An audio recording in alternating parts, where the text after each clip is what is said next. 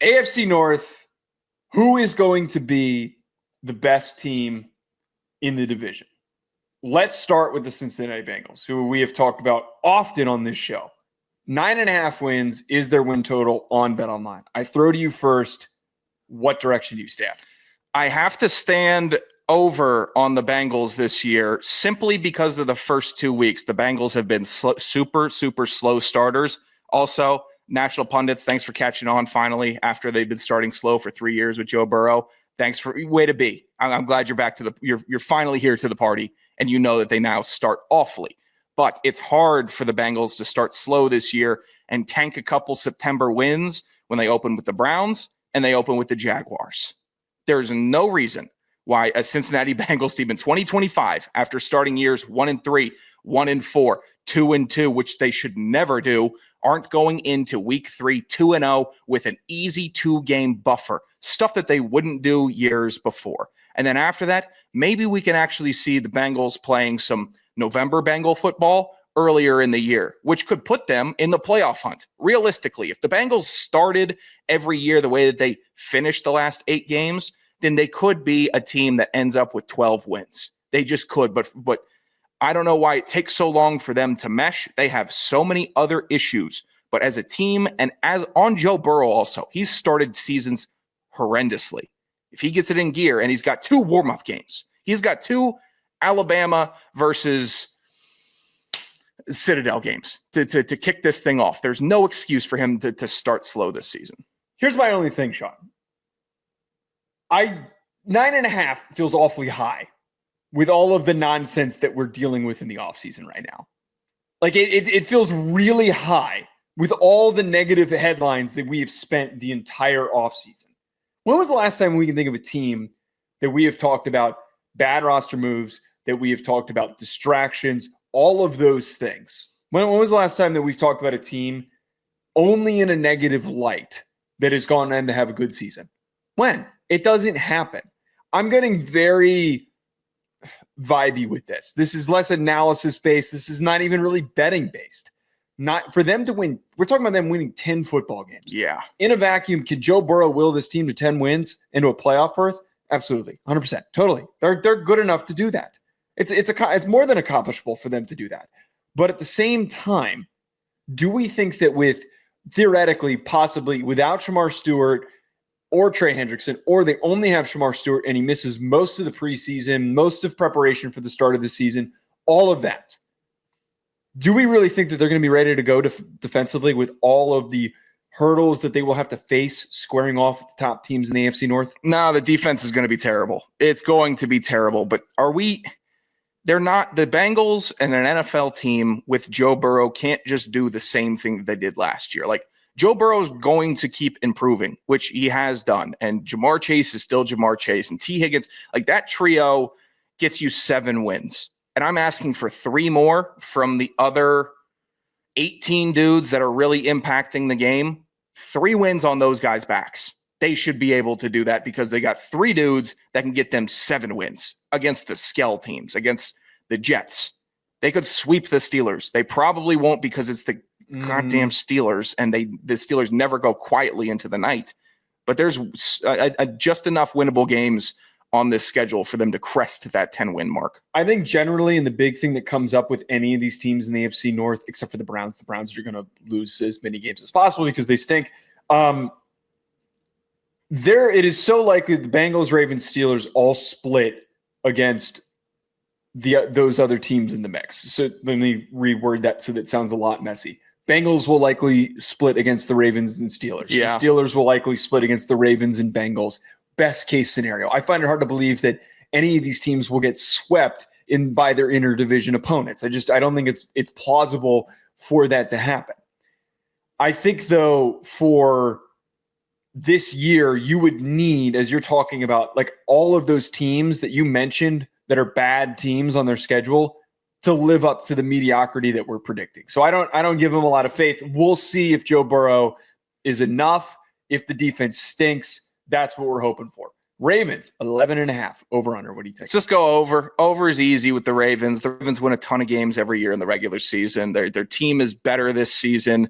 I think they're making a lot of forward progress with the personnel and attitude on the team after seeing some snippets from a Deontay Johnson interview from last season. Did you see that? He said he was too cold. He didn't want to go back. Real? I only saw the quote. Was that real? I really think that there was an article linked beneath it, but I'm lazy, so why would I go verify it? There's been a lot of fake quotes the past few weeks from articles. There was some happened with the Dolphins this week, so I had a little bit of hesitation, but I don't. It's such a dumb quote. I don't care enough to click into it, but I'll totally believe it blindly and go around asking people if they saw it. Lamar Jackson, Derrick Henry, name names. Good player. They have them. They're hoarding all the good players, and they use them properly in the regular season. Oh, Sean, you're so negative. Oh, well, maybe make it to the AFC Championship game. And don't embarrass yourself, Lamar. But we're not talking about the playoffs. We're talking about the regular season in which the Baltimore Ravens thrive, and they pick apart the mediocre. They roll over the trash can franchises, and they don't flinch when a big dog comes to town, to that poorly named stadium in Baltimore that doesn't have much character, flair, or personality. It doesn't matter. The team does. They have a good coach. Harbaugh is probably genuinely the most underrated coach in the league, given how much success he gets, and nobody's ever really singing his praises because his brother's a bit goofier, and Mike Tomlin can't stop having winning seasons in the same division. Ravens lock it in with their over. Their over, it wouldn't matter to me what their over was. It wouldn't. You could put it at 14 and I'd still take it because their track record is how good they are in the regular season. I'm taking 11.5 as well. I think that the Ravens 11.5 is accomplishable, and it's the same vein of what I talked about with the Eagles. They're very different teams, but one thing stands in the similarity that gives me faith, and that is depth. It is premier talent at key positions, but more importantly, depth. I do not think that the Baltimore Ravens are the type of team that they're top heavy at a particular spot, that if they lost Derrick Henry, or if they lost Zay Flowers, or if Jair Alexander went down because he's been inconsistently available, Roquan Smith, I don't think any of those things are enough for me to go, oh, yeah, week 10 that happened. Oh, they're done. They're not going to get to 12 wins. They are deep. They're well coached. They've always been a team who's dominated the regular season and also found ways to bounce back in the face of adversity. So 12 wins is disturbingly low for me. Without getting a really granular look at their schedule, I will willingly, as long as this thing doesn't, I'm not on your boat. I'm not going to go if it's 14 wins. I'm not going to do that. Do it. If it is within 12 wins, if it's under 12 wins, I'm always taking the over. I will always go the over on the Ravens win total as long as it's within a reasonable number. Man, they had some fluky ass losses last year too. They definitely could have been way up there in the win total number. That inches away in multiple ball games from winning them. They're just a team that gets it done, and they got the bad end of the football a couple games last season. So I would have been confident at 12-13, and I'll still stand by 14. I will. Steelers, 8.5. Aaron Rodgers, who we're going to get to in a little bit, talking about his quotes today. I'm taking the over. I think that the Steelers can win 9 football games.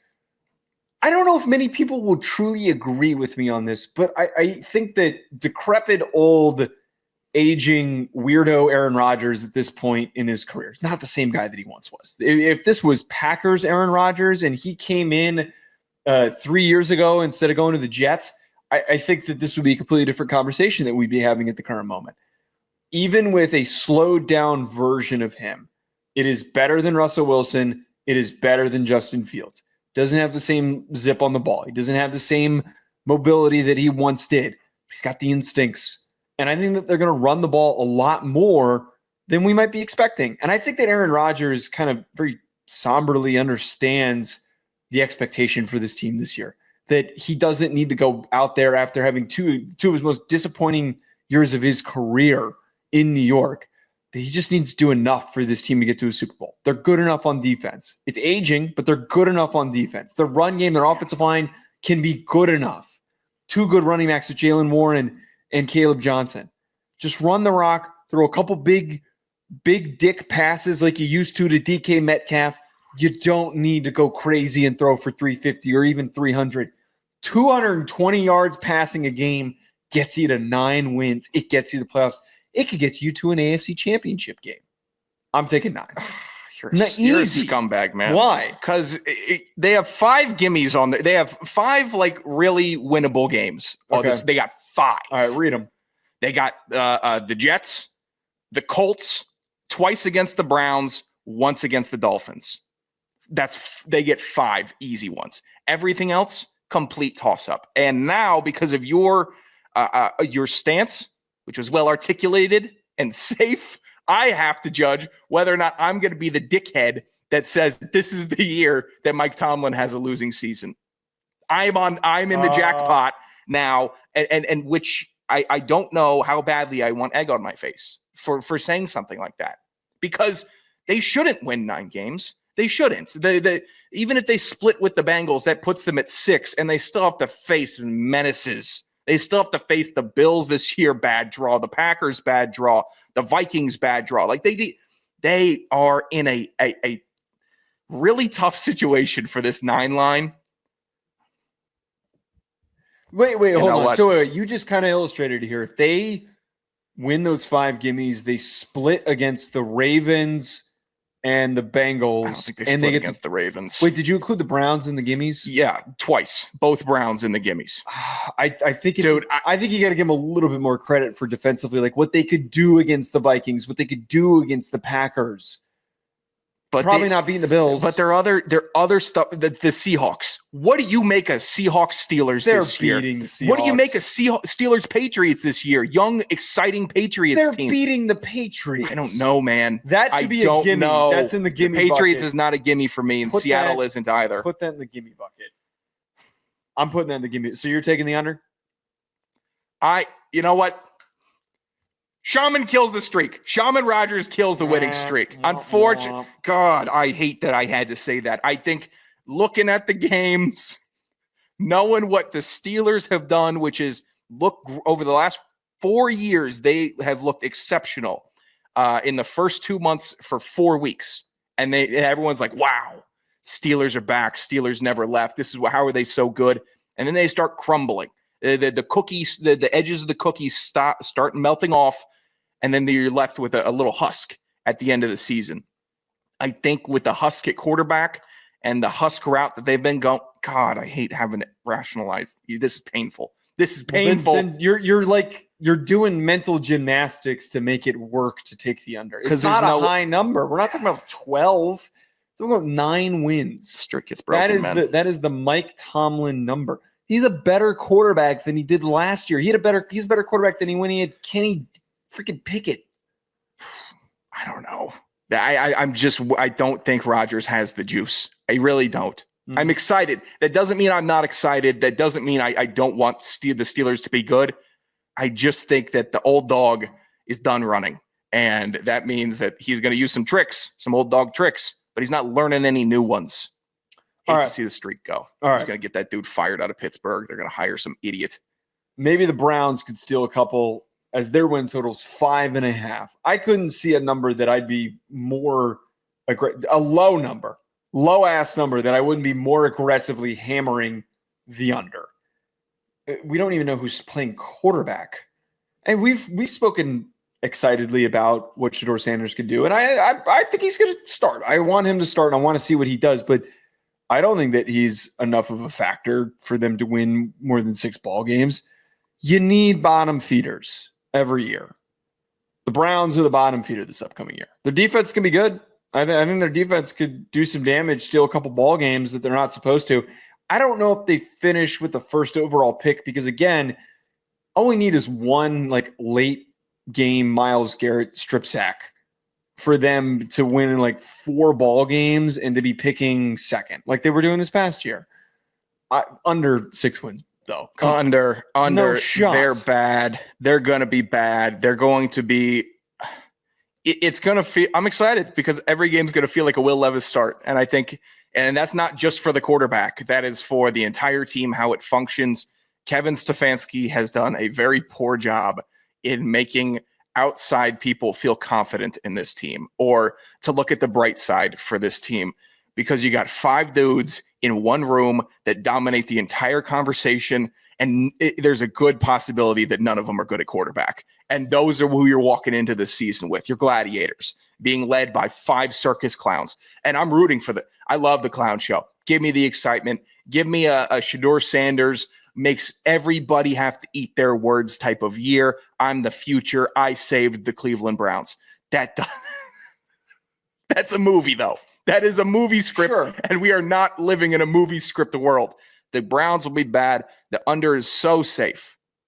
Who just off the top of your head, what teams could you name that you think the Browns could beat? Not even looking at the schedule. Could they beat the Jaguars? They could beat the Giants. I don't think they could beat the Giants. I think they could beat the Giants. Giants D-line too nasty. Too sick nasty. They might. Saints. They can beat the Saints. They're better than the Saints. Saints don't have anything. They could beat the Saints. You know what? That's They could beat the Saints. One team that they could beat is the Saints. That's probably about it. Jaguars would steamroll them, and they're awful. Yeah, I think that I don't think the Jaguars are awful. Raiders would beat the Browns. Spoiler, I'm taking the over. Geno would drop 30 on the Browns this year. Yeah, Saints might be the worst team in football. But the Browns might be the second worst. Okay, but here's my only thing, though, is the Browns don't have anywhere close to the worst defense. Like, they're going to they could have a top 10, top 15 defense. They had it 2 years ago when they went to a playoff game because it was that good with Joe Flacco throwing the football. I don't think that's on the radar. But now they have an even older Joe Flacco who's back. Damn right. Damn right. Joey Flacco. You don't just start winning more games when you turn 42. There's been two guys. You had George Blanda. Hold on. That man needs to go to the Hall of Fame. Who? Joe Flacco. If they go over 500 or they're hovering at 500 this year and Joe Flacco starts the whole season like he did a couple of years ago and took him to the playoffs, put him in the Hall of Fame. 40-year-old Joe Flacco, put him in the Hall of Fame. The question will finally be answered. Is Joe Flacco elite? That has been a meme for seemingly decades. The answer is yes. If they win more than 6 ball games. You know what? I used to have this. I don't know if we've discussed this. Or I don't think I've ever really brought this up. I used to have a massive Joe Flacco vendetta because he was drafted in 2008 and my boy was drafted in 2008, Matt Ryan. And they were the top 2 quarterbacks from that draft class. And they both started out the gates hot. Flacco was competent winning games. Matt Ryan saving a franchise. And I always had this in the back of my mind, like whenever people were talking about Flacco elite, I wanted them to talk about my shitty butt quarterback, Matt Ryan, being elite. But seeing Flacco's longevity on these awful teams, I think has done him a service. He outlasted Matt Ryan. I put him in the Hall before I put Matt Ryan in there. I think I'm getting close to that also. What do you mean? No debate for me. The numbers, by the way. Well, the numbers, by the way, staggeringly poor for Flacco over the seasons. They ran that rock a lot in Baltimore. Unimportant. Because you think John McClain's not looking at the numbers? He didn't have Julio Jones to just throw prayers to whenever he needed to. Oh, I'm sorry. He had Ray Lewis and Ed Reed. My bad. Oh, I didn't know he was throwing passes to them, making rack up yards for him. He had, 5 or 6 years? The best weapon he ever had. The best defensive players ever. The best weapon he ever had to turn to got completely removed from the NFL, and Ray Rice, because his domestic violence issue. Who was his best receiver? Anquan Bolden. Torrey Smith. Torrey Smith had a good 3-year run. Steve Smith. Julio. Steve Smith, senior. Okay, at the end of his career, 2 real good years. If you put Joe Flacco on the Falcons, Steve Smith on me. If you put Joe Flacco on the Falcons, he would have boat raced Matt Ryan. No way. Matt Ryan's not winning a Super Bowl. What are you doing? You're trying to hurt me? Everybody, you're watching a friend really try to hurt a friend right now. Trying to hurt me at the beginning of the show. Oh, my God. Here's what I'll say. Joe Flacco being on these sorry-ass teams in his 40s and making them better and him still being the best quarterback that they could find helps him. Because Matt Ryan was sorry on the Colts. He blew he was still blowing leads on the Colts. He can't finish a game. But I think that was a proof that he's not as good as everyone thinks he is. I'm not going to say he stinks. Matt Ryan obviously was great. He went to the Colts and it was a completely different person. It was so weird. That was a really weird. Oh, no. No Julio. Oh, I'm Suddenly, this is Matt Ryan. Hey, Eli did really good without Amani Toomer. He won, and he won 2 Super Bowls. Mm. Who was he throwing to? Oh, a bunch of Skells.